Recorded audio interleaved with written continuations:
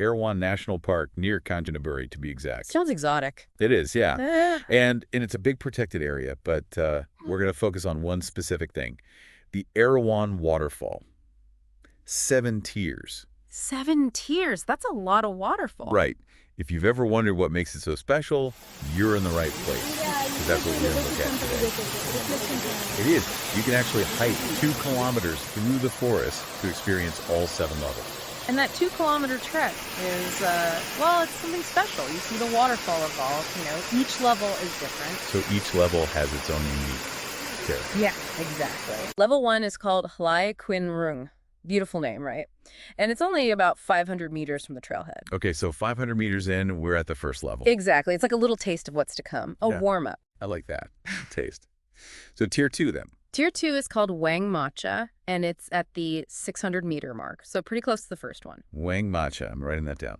Okay, so we're moving right along. What about level 3? Level 3 is Pha Nam Tak, 700 meters in. Okay, so the first 3 are all pretty close together. Yeah, you get to see the waterfall really take shape quickly. I see. And then tier 4, where does that take us? Tier 4, that's Oknang Kisa, and it's a bit further at the 1050-meter mark, so you've already hiked over a kilometer at this point. Oknang Pisa. Wow, these names are incredible.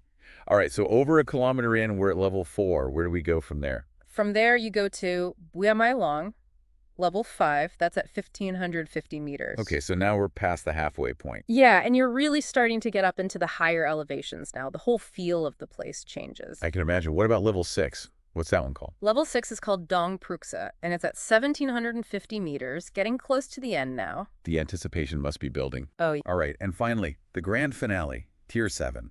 The 7th level is Phu Pha Erawan. It's right at the end of the 2-kilometer trek. The views from up there are incredible. It sounds like it. The water, over thousands of years, it carves into the limestone, and it creates these unique formations. So it's not just a waterfall. It's like a geological sculpture. Exactly. Erosion, mineral deposits, it all plays a role. Fascinating stuff. That is fascinating. And I have to ask about this free SPA procedure the source mentions. What's that all about? Oh, yeah. There are these fish in all the ponds, and they nibble on your skin, like a little fish spa. Wait, really? Fish nibbling on your skin? Yeah. It's a bit ticklish, apparently. Ticklish? I bet. I'd be surprised, to say the least. So you're enjoying the beautiful waterfall, and then suddenly, tiny little teeth. Yeah, something to keep in mind. The source says it can be quite a surprise if you're not expecting it. So we've got the fishy spa. But what about actual swimming? Can you swim in the waterfall? Absolutely. The source says you can swim in many spots along the stream. Plus, many tiers have these stunning views. It sounds incredible. So you can swim, enjoy the views, and get a fish pedicure. That's Erawan Waterfall for you. All right, let's talk about the environment. What's the weather like in Erawan National Park? Well, it's interesting. The Tenasserim Hills, those mountains around the park, they create what's called a rain shadow. Basically, they block a lot of the rain that would normally fall during monsoon season. Rain shadow. Erawan is drier than other areas. Yeah, much drier than areas further west, which gets the full force of the monsoon winds. So even with the rain shadow, is there a rainy season? Oh, yeah, definitely. It runs from May to October with the heaviest rain around September, October, even into November sometimes. So that would be the best time to see the waterfall in its full glory. Maybe, but it might be a bit muddy for hiking. Good point. So when is the dry season? The rest of the year is pretty dry, with cooler temperatures from November to January. Probably the best time for a visit, if you ask me. Yeah, that makes sense. Okay, let's talk about wildlife. The source mentions that it's a bit limited, right? Yeah, because there aren't that many trails. We mainly see the common species that are found all over Thailand. Okay, so what are some of the common animals you might see? Well, you're pretty much guaranteed to see crab-eating macaques and wild boars. But are there any rarer animals you might be lucky enough to spot? If you're lucky, yeah. Deeper in the forest, you might see Assam macaques, which are pretty rare in Thailand. Ooh, cool.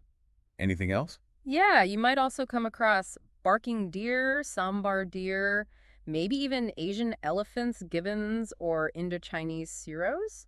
Elephants. Now that would be amazing. It would be. What about birds? Are there a lot of birds in the park? Oh, yeah. Over 120 bird species have been recorded there. Wow.